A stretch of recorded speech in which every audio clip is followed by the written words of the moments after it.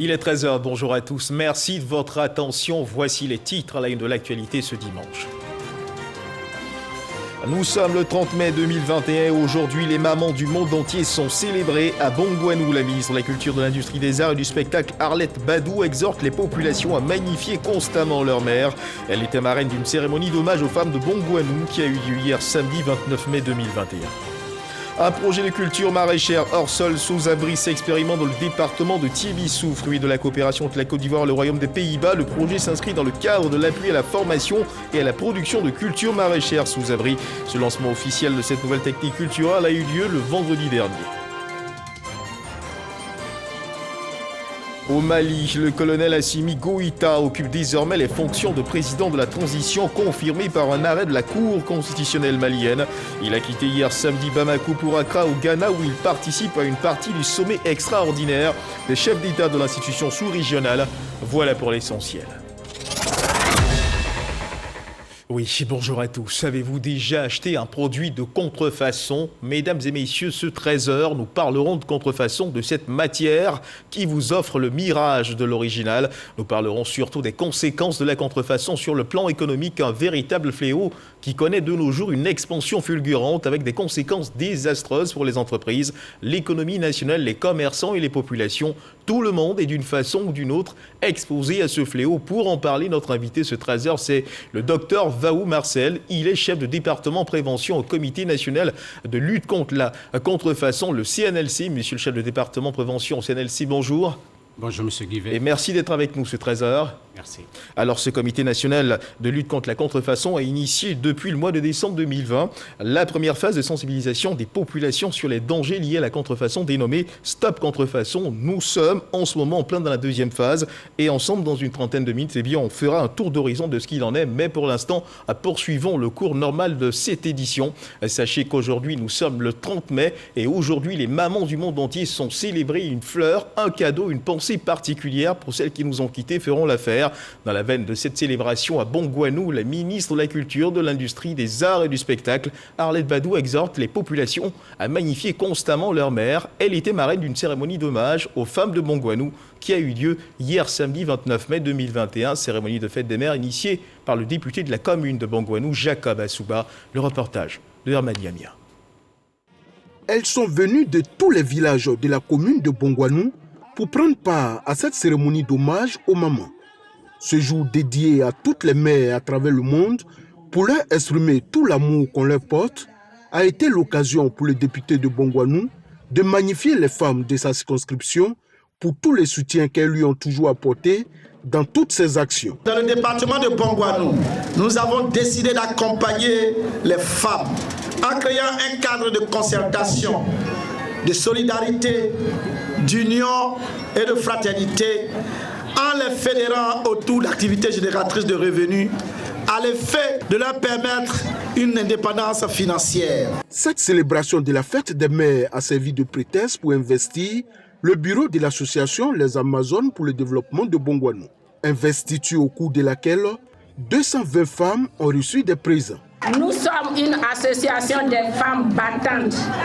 Nous apportons notre soutien à toute action de développement dans le département de Bongouanou. Marraine de cette cérémonie, la ministre de la Culture et de l'Industrie des Arts et du Spectacle, Arlette Badou Nguessan, a souligné que la femme doit être constamment magnifiée car elle est le socle de la famille. Il n'est pas inutile de rappeler tout simplement que nous devons la vie, notre existence matérielle à notre maman. Cet acte inestimable mérite le respect et une profonde gratitude de notre part. Résolument engagé dans l'autonomisation des femmes de sa localité, Jacob Assouba leur a fait don de sa prime d'installation de 10 millions de francs CFA en tant que député pour le financement de leurs activités génératrices de revenus. Présent à cette cérémonie, le député d'Ara Nguessan Ongion a lui aussi remis sa prime d'installation pour soutenir l'initiative de son collègue. C'est donc une cagnotte de 20 millions de francs CFA que les femmes de Bongouanou pourront solliciter pour le financement de leurs projets. Voilà, des femmes heureuses en ce jour de célébration à l'occasion de la fête des mères. L'école ivoirienne pour les sourds a célébré les mamans des élèves. Occasion pour les responsables de cette école de témoigner leur reconnaissance pour le courage et les efforts fournis par ces mamans avec leurs enfants malentendants. Occasion pour eux de sensibiliser celles d'entre eux qui ont quelques difficultés à faire face au handicap de leurs enfants. Noël Danyogo, Didier Nguessan. Un sketch sur la scolarisation des enfants sous-muets et un ballet exécuté par les enfants malentendants. Nous sommes à la célébration de la fête des mères à l'école ivoirienne pour les sourds. Dans la joie de voir que l'école que fréquentent nos enfants a décidé de nous célébrer. Pour nous, c'est un sentiment de joie, tout simplement. Parce que nous nous sentons honorés, nous nous sentons aimés. En plus de nos enfants, nous les mamans, nous sommes aimés. Je me rends compte que nous ne sommes pas en marge, nous ne sommes pas oubliés et que l'école fait beaucoup vraiment pour nos enfants et en plus encore pour les mamans. Quoi de plus normal que de se sentir vraiment heureuse. Les mamans des enfants malentendants sont honorées. Ces braves femmes ont reçu les encouragements des autorités. Nous avons vu ces mamans s'investir, n'est-ce pas, dans l'éducation de leurs enfants en les accompagnant tous les matins à l'école et en venant les prendre de l'école vers la maison tous les soirs après les cours. Et là, nous avons voulu être les porte-voix de nos enfants sans voix, qui, à l'orée de la fête des mères, ont bien voulu que nous soyons leur porte-parole auprès de leurs parents, auprès de leurs mamans, pour leur témoigner leur amour, leur affection, pour tout ce qu'elles font au quotidien pour leur éducation. Ce jour est très important pour elles parce que nous savons ce qu'elles font pour nous, et ce que nos mamans ont fait pour nous, ce qu'on a fait de nous, ce que nous sommes aujourd'hui. Donc nous ne pouvons que nous associer à cette cérémonie pour lui apporter l'éclat nécessaire auquel il a droit. La mère porteuse et donneuse de vie est célébrée chaque année le dernier dimanche du mois de mai. Une occasion pour leur offrir des cadeaux et les honorer. Aujourd'hui, vivre longtemps, c'est une grâce. On parle d'ailleurs de longévité dans l'élan de cette célébration de la fête des mères. Faisons ensemble un petit tour à Abovi, dans la région de Lagnébi-Tiassa, précisément dans le village de Batra, où une mère centenaire a été honorée. Son nom, Ooshi Apo, âgée de plus de 100 ans. La grand-mère, mère et arrière-grand-mère a été célébrée par ses enfants et petits-enfants. À plus de 100 ans, la vieille dame respire la pleine forme. Maman Ooshi Apo livre son secret de longévité au micro de Michel Mambo. À plus de 100 ans, elle demeure coquette. Toujours le souci de renvoyer une image positive à son entourage. En ce jour spécial, Ooshi Apo est à l'honneur dans son village natal, Umbatra, c'est dans le département d'Aboville. Quand tu la retrouves comme ça, elle sait encore se déplacer sans calme, c'est une voix vraiment pas faite. Un siècle, c'est pas permis à tous. Il faut célébrer quelqu'un qui a 100 ans, qui n'a jamais été hospitalisé, qui n'a jamais été consulté. Mère de 9 enfants et mémée de plusieurs petits-enfants, le secret de sa longévité, rester toujours active. Pas question pour la vieille dame de marcher avec une canne. La bonne humeur et la convivialité font partie de son quotidien. Ajoutez à cela une bonne dose de spiritualité.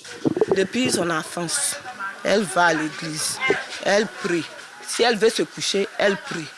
Elle donc ça, elle se réveille, elle prie. Elle se donne à Marie, à Jésus. Donc c'est ce qui fait qu'elle a duré sur la terre ça aujourd'hui. Une foi inébranlable dont les fruits lui valent bien une certaine admiration dans le village. Cette femme est sans histoire. Quand une personne, elle vit simplement, sans histoire, Dieu lui accorde toutes les grâces parce qu'elle est adorable, elle aime tout le monde.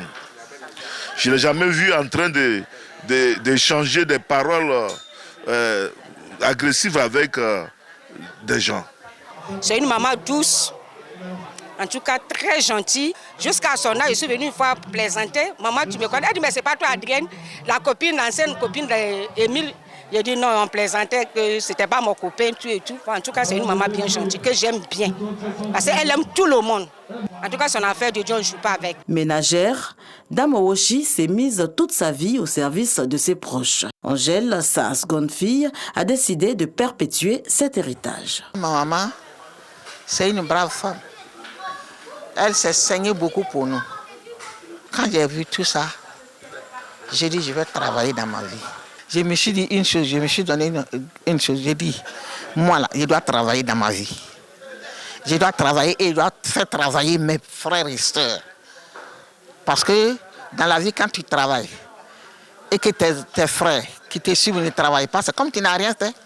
Spiritualité, travail, amour du prochain, recette miracle d'une centenaire qui n'a pas manqué en cette journée spéciale de prier pour les femmes du monde entier pour leur santé morale et physique. Voilà, bonne humeur, convivialité, spiritualité semble donc être le secret de la longévité. Cultivons donc ces valeurs, faire de ces femmes, de ces mères, des femmes autonomes en les initiant au métier de l'artisanat. C'est l'objectif que s'est fixé la Chambre des métiers de l'artisanat. Cette chambre a initié des journées promotionnelles de la femme artisane dans la commune de Yopougon. On en sait plus avec Lanciné Bakayoko. Même si elles sont encore trop peu nombreuses, de plus en plus de femmes s'installent à leur compte en tant que bijoutières, céramistes, maroquinières, couturières et même paysannes. Sur les 4 millions d'actifs qui travaillent dans le secteur de l'artisanat ivoirien, seuls 200 000 sont des femmes.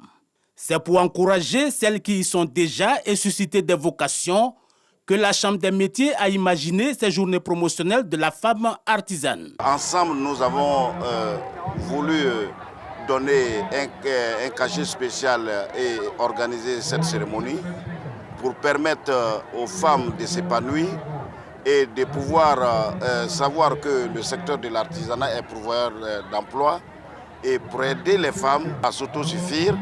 À Yopougon, où ces journées promotionnelles se déroulent, l'objectif des autorités municipales est de créer une dynamique, casser les a priori sur la pénibilité et la masculinité de certains métiers et faire découvrir le potentiel de la commune.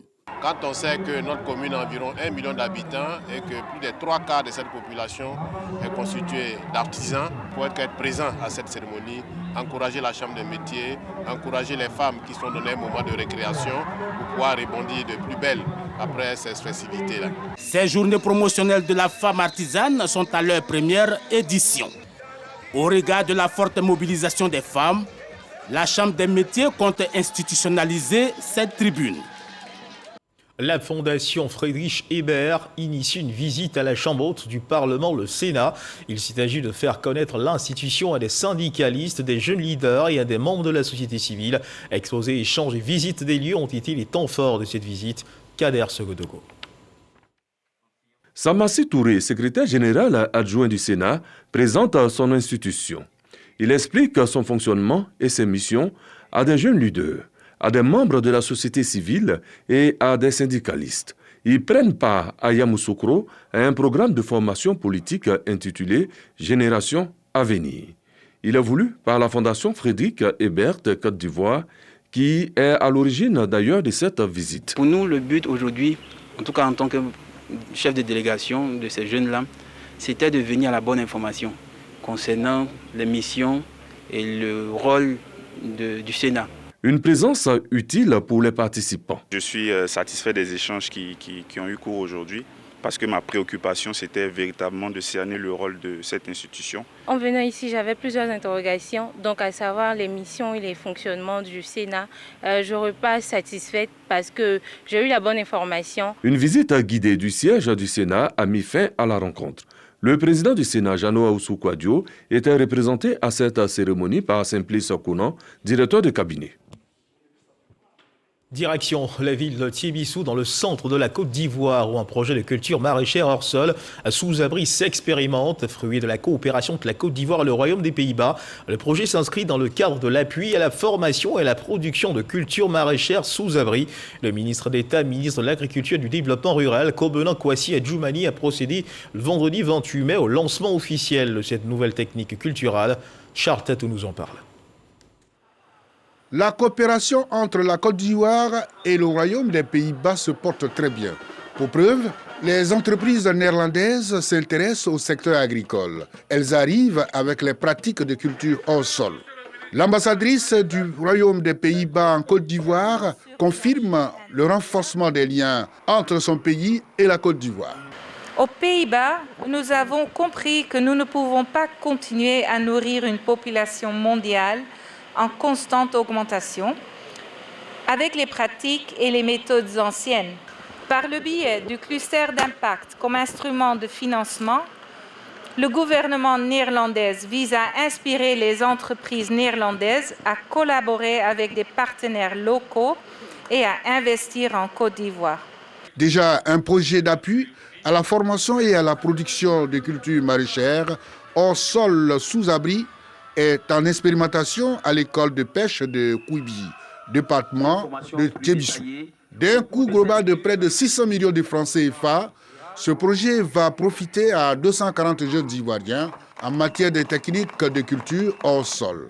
Il marque le début d'un système de formation intégré dans les différents centres de formation agricole.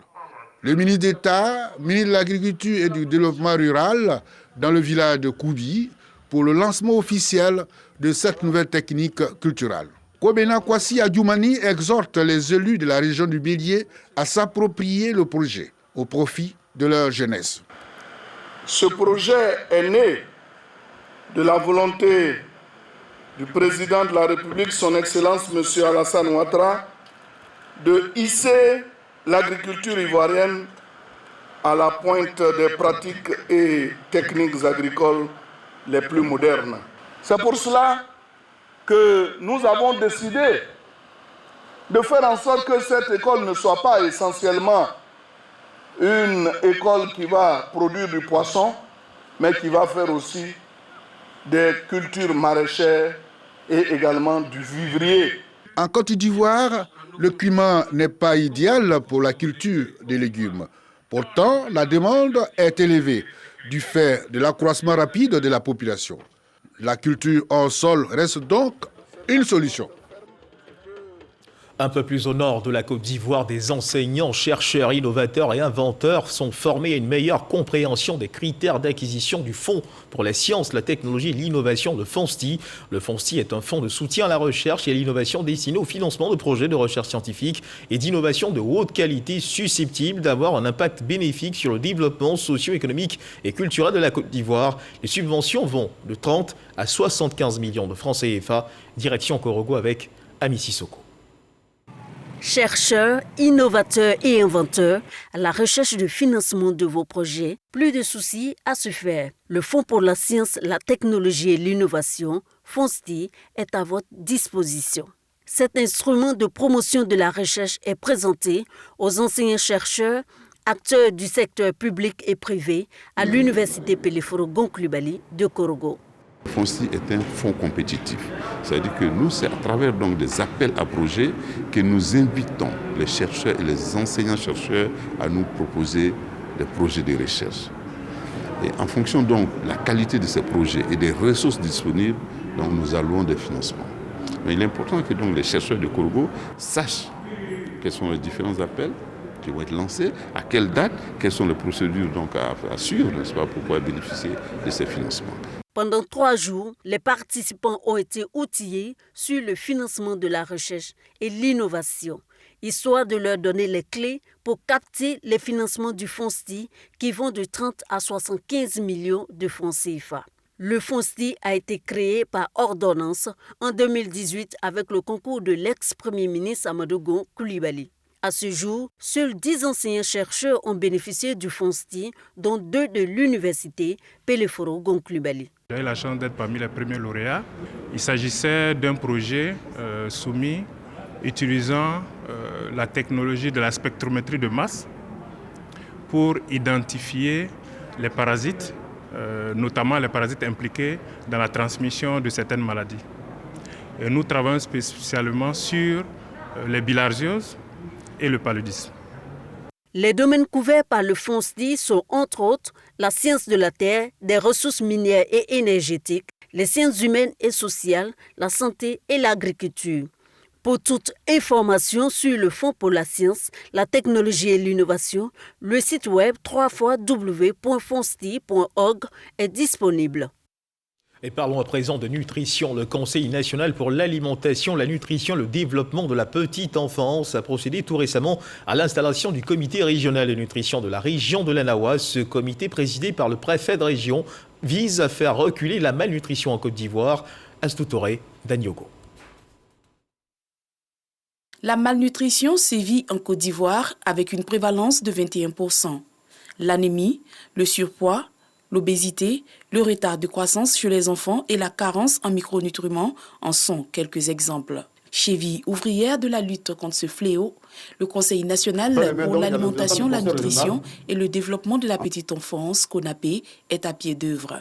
Tout ce que nous avons chez nous ici, pour pouvoir manger sainement, pour pouvoir mieux se porter dans son corps, dans son âme, mais c'est une question de formation, de sensibilisation. Et c'est cet outil-là que nous avons apporté ici à Sobré dans quelques petites années, je rappelle, qu'avec les efforts des uns et des autres, surtout à l'école préfectorale, les communautés religieuses et les leaders communautaires, nous allons effectivement doter la malnutrition hors de notre pays, la Côte d'Ivoire. Ce comité, présidé par le préfet de région, vise à sensibiliser les populations aux bonnes pratiques nutritionnelles. Les communautés de convergence représentent une réelle opportunité pour améliorer les indicateurs de nutrition, d'alimentation et du développement de la petite enfance dans leurs régions respectives. Des actions qui cadrent bien avec la vision de la Première Dame qui entend tout mettre en œuvre pour le développement de la petite enfance, à travers notamment la lutte contre le travail des enfants dans la cacaoculture et une bonne nutrition. La Première Dame mène des actions pour prévenir le travail des enfants dans tous les secteurs d'activité économique. Alors, au nombre de ces actions-là, nous avons constaté effectivement que la malnutrition, lorsque l'enfant qui fréquente l'école a faim, n'est pas correctement nourri, cela peut entraîner l'abandon scolaire.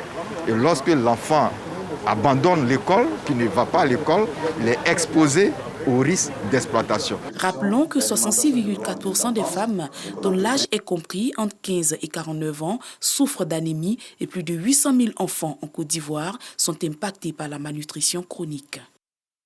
Il faut continuer de faire attention, mesdames et messieurs. Oui, malheureusement, la Covid-19 est encore présente dans notre pays. À suivre dans un instant l'évolution de la maladie en Côte d'Ivoire.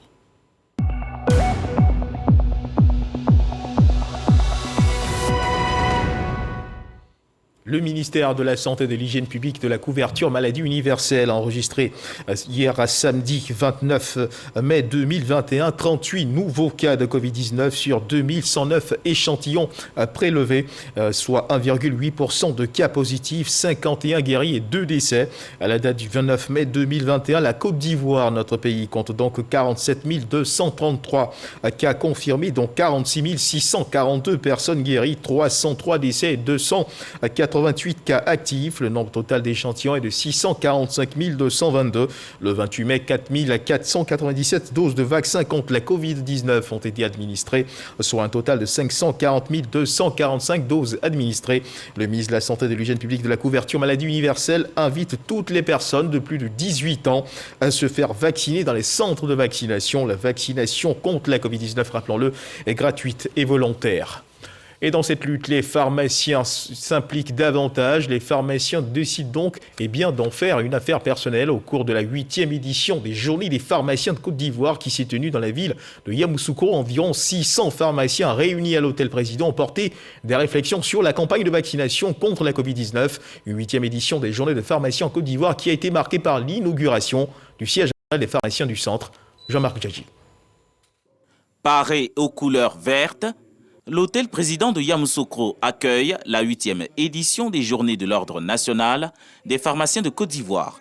Environ 600 pharmaciens sur plus de 2500 se mobilisent pour apporter une réponse à la Covid-19. Il était important pour nous de se retrouver pour lever toutes sortes d'équivoques sur la vaccination et appeler non seulement les professionnels à se faire vacciner, mais encourager les populations dont ils sont proches à le faire parce que c'est ce qui est actuellement la meilleure solution.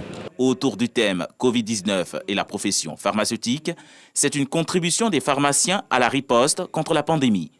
Le représentant du ministre de la Santé, de l'Hygiène publique et de la couverture maladie universelle, accompagné du parrain, exhorte les pharmaciens à s'impliquer davantage pour la santé publique. Un pharmacien est avant tout un agent de santé. Et dans sa pratique quotidienne, cela doit se ressentir. Et cela passe par l'exercice personnel, c'est-à-dire la présence du pharmacien dans son officine. Ensuite, exercer son art en respectant l'ensemble du code de déontologie. L'ordre des pharmaciens doit pouvoir relayer les messages de sensibilisation à toute la clientèle que ces officines privées reçoivent et à tous ceux qui pratiquent, qui fréquentent les pharmacies, qu'ils soient les pharmacies d'hôpitaux publics ou pas. Panel, conférences et partage d'expériences animés sur les thématiques liées à la profession pharmaceutique ont été une occasion pour cette corporation de se ressourcer et harmoniser leurs points de vue. Cette 8e édition des JAMPSY a été aussi marquée par l'inauguration du siège du Conseil régional de l'Ordre des pharmaciens du centre et également la visite des stands.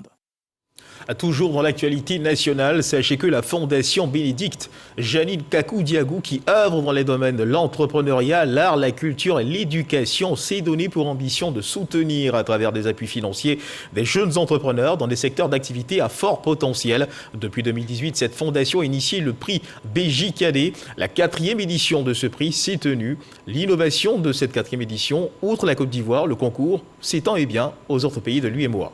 Walter Amadou Ouattara. Vous êtes jeune entrepreneur ivoirien ou issu des 7 autres pays de la zone UEMOA.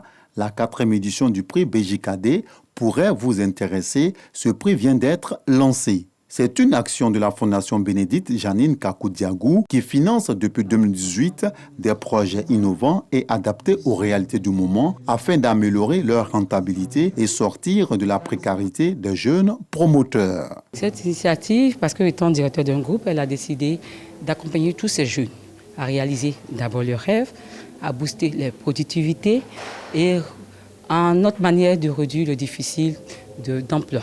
Le premier prix de la 3e édition du prix BJKD a permis à la fondatrice de Naïma Dolls, start-up qui fabrique des jouets pour enfants et poupées mannequins Made in Africa, d'obtenir un montant de 12 millions de francs CFA. Avec cet argent, on a réussi à augmenter notre chiffre d'affaires de 30%, continuer à développer l'entreprise, à maintenir les postes malgré la crise. Aujourd'hui, Naïma, c'est 15 employés permanents et une quarantaine de journaliers qui viennent parce que le Made in Côte d'Ivoire qu'on fait, c'est de pouvoir faire le conditionnement ici à Abidjan en attendant de pouvoir faire notre propre usine. C'est vraiment le gros projet qu'on a. Cette année, les candidats peuvent visiter www.fondationbjkd.com, c'est le site de la fondation, afin de s'inscrire et avoir plus d'informations. Une plateforme avec un certain nombre d'éléments d'information à fournir sur les projets ou sur l'entreprise si elle est déjà créée. Nous avons déjà des critères standards d'appréciation des projets, notamment le caractère innovant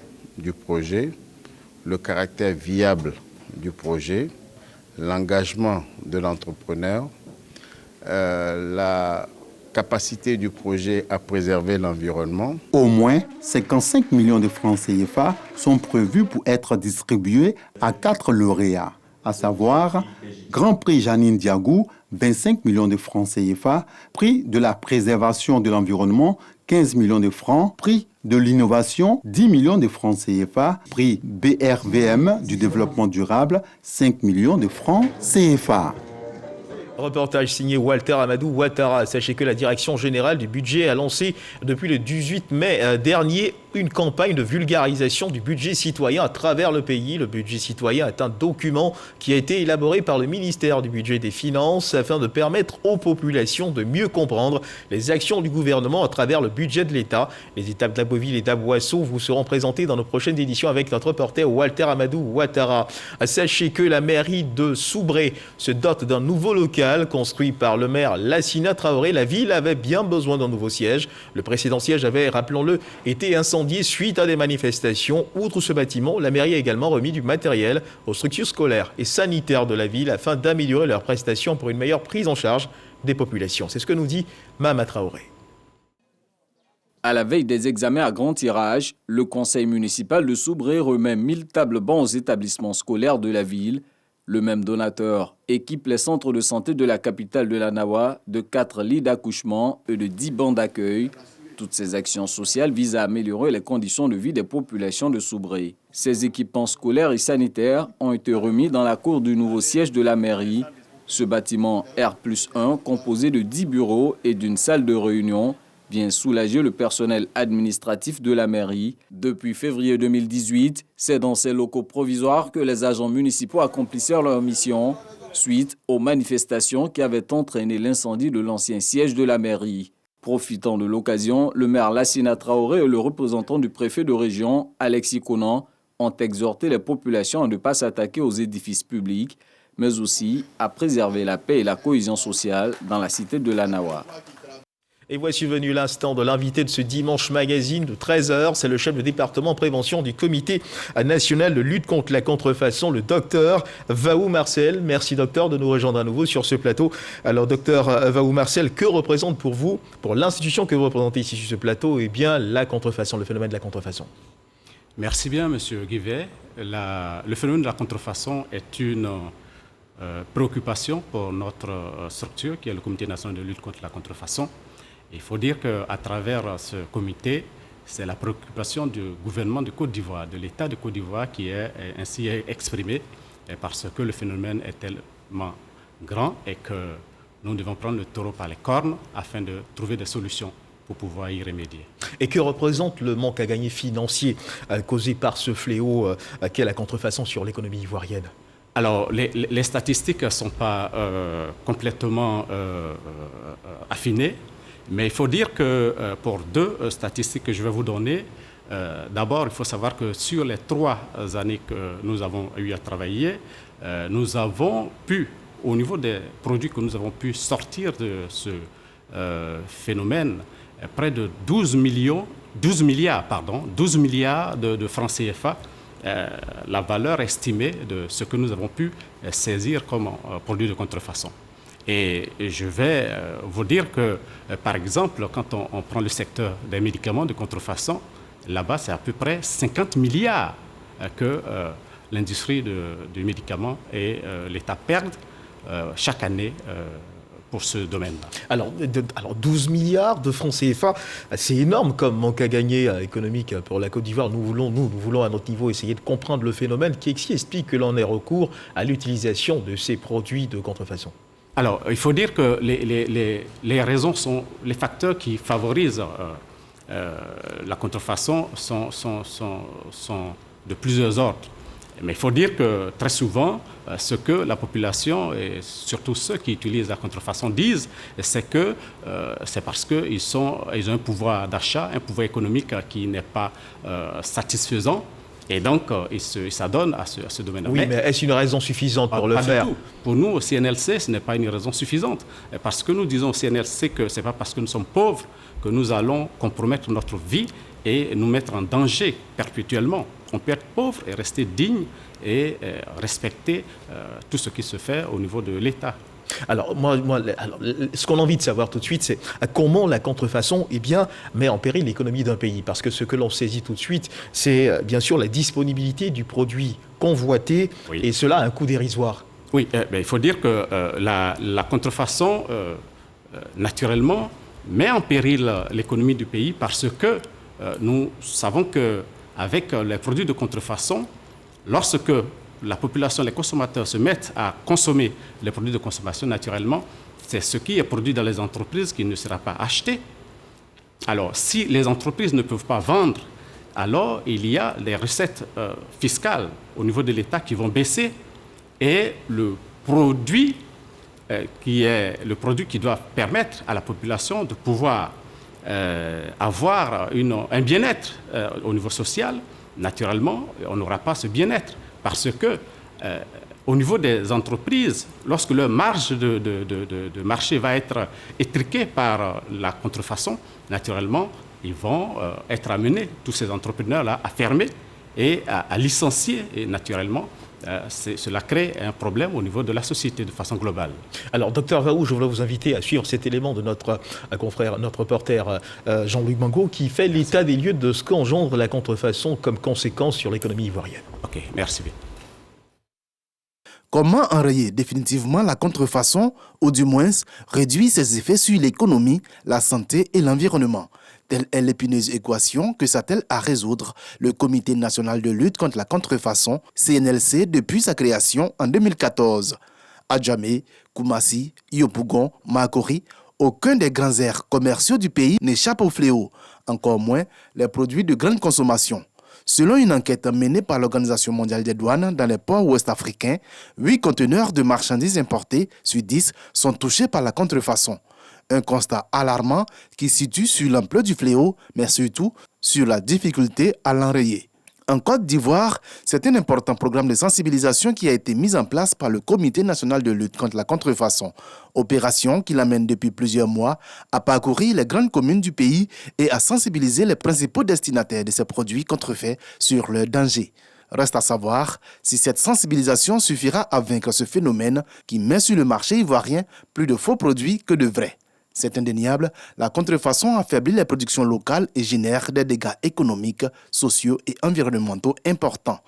Sur l'industrie pharmaceutique, par exemple, c'est entre 40 et 50 milliards de francs CFA de recettes par an qui sont perdus du fait de cette pratique. Alors docteur, comme on vient de le voir, même le secteur de la santé n'échappe pas à ce phénomène. Oui, quelle lecture faites-vous de cette ampleur qui semble non maîtrisée? Évidemment, la contrefaçon, il faut dire que la contrefaçon, il ne faut pas croire que la contrefaçon date d'aujourd'hui. Mais c'est le fait qu'aujourd'hui, cela a pris des proportions très élevées que ça fait peur de pouvoir subir ce phénomène. Mais tous les domaines sont attaqués. Plus de 50 milliards seulement pour l'industrie pharmaceutique. Au niveau de l'industrie pharmaceutique. Que l'État de Côte d'Ivoire perd. Oui, évidemment.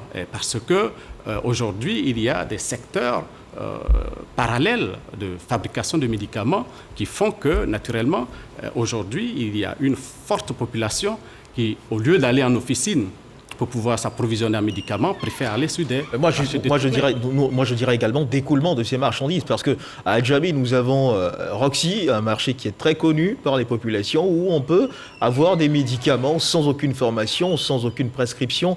On délivre des médicaments à des populations, le marché, il est là, il existe. Vous voyez ce marché, comment vous réagissez à son existence? Oui, évidemment, nous réagissons. Il faut dire que la question du médicament, de façon globale, est gérée par le ministère de la Santé. Et ça, c'est ce qu'il faut savoir. Mais nous, en tant que structure qui lutte contre la contrefaçon, nous travaillons sur tous les segments. Que ce soit la contrefaçon au niveau industriel, au niveau de l'industrie pharmaceutique, et même la contrefaçon au niveau des produits des arts et de la culture. Parce qu'à ce niveau-là aussi, il y a des produits de contrefaçon et ça, c'est aussi dangereux. Et comment, justement, à votre niveau, vous entendez engager la lutte? On vous a vu dans des actions de sensibilisation. Comment ça va se passer de façon concrète? Oui, de façon concrète, nous avons deux modes opératoires. Il y a d'abord la sensibilisation et la communication, tel que ce que nous faisons aujourd'hui. C'est le volet prévention. Mais au-delà, nous avons, lorsque nous faisons la prévention et que, naturellement, ça ne marche pas, ou bien que ça marche difficilement, nous passons à une phase de répression qui nous permet, avec nos partenaires, la police, la gendarmerie, la douane et tous les services du ministère du Commerce et de l'Industrie, nous travaillons en synergie pour pouvoir débusquer ces entreprises qui sont des nids de contrefaçon et nous les mettons au devant de la loi et de la justice. Donc en termes de perspective, on devrait s'attendre à plus d'actions sur le terrain de votre... Oui, naturellement, il y a plus d'actions parce que nous sommes actuellement en phase de communication et de sensibilisation. Et là, nous avons commencé depuis le 21, dans cette opération que nous avons commencé et baptisée Stop Contrefaçon, la phase de sensibilisation que nous avons menée déjà le 21 à Yopougon. Et demain, le 31, nous serons à Trècheville, dans la commune de Trècheville, et nous allons terminer par la commune de Port-Boué. Et après cela, nous allons attaquer l'intérieur du pays où nous allons déployer notre dispositif pour la sensibilisation. Merci à vous, Dr Vaou. Je rappelle que vous êtes le chef du département prévention au comité de lutte contre la contrefaçon, le CNLC. Avec vous, nous avons parlé de contrefaçon. Merci d'avoir été avec nous sur ce plateau. Mesdames et messieurs, ce qu'il faut également savoir, c'est que dans l'actualité internationale au Mali, le colonel Assimi Goïta occupe désormais les fonctions de président de la transition confirmées par un arrêt de la Cour constitutionnelle. Il a quitté hier samedi Bamako pour Accra au Ghana où il participe à une partie du sommet extraordinaire des chefs d'État de l'institution sous-régionale. Assimi Goïta a eu les premiers entretiens avec des responsables de la communauté économique des États de l'Afrique de l'Ouest, la CEDEAO, notamment le président de la commission, Jean-Claude Kassibrou. Ce dimanche, il assistera à une partie du sommet extraordinaire des chefs d'État de l'institution sous-régionale, ce qu'il faut également savoir, c'est qu'à l'invitation de son Excellence Nana Addo Dankwa Akufo-Addo, président de la République du Ghana et président en exercice de la conférence des chefs d'État et de gouvernement de la CEDEAO, le président de la République, son Excellence Alassane Ouattara, a quitté Abidjan ce dimanche 30 mai 2021 pour Accra, au Ghana, où il prendra part à un sommet extraordinaire des chefs d'État et de gouvernement de la CEDEAO sur la situation socio-politique au Mali. Le chef de l'État Alassane Ouattara est accompagné de la ministre d'État, ministre des Affaires étrangères, de l'intégration africaine et de la diaspora, Madame Kandia Camara, du ministre directeur de cabinet, M. Fidel Sarasoro, du ministre délégué auprès du ministre des Affaires étrangères chargé de l'intégration africaine, M. Alcide Djidji, ainsi que des membres du cabinet présidentiel. C'est sur ces mots que se referment les pages de cette édition. Je rappelle que dans le cadre du Dimanche Magazine, nous étions à l'instant avec le docteur Vaou Marcel, chef du département prévention au Comité national de lutte contre la prévention CNLC, avec qui nous avons parlé de contrefaçon, ce danger pour l'économie ivoirienne. Bon dimanche et bonne fête des mères à toutes les mamans de Côte d'Ivoire et du monde entier. Et pour ceux qui en ont encore la possibilité, surtout n'oubliez pas de leur dire que vous les aimez. Dieu garde la Côte d'Ivoire.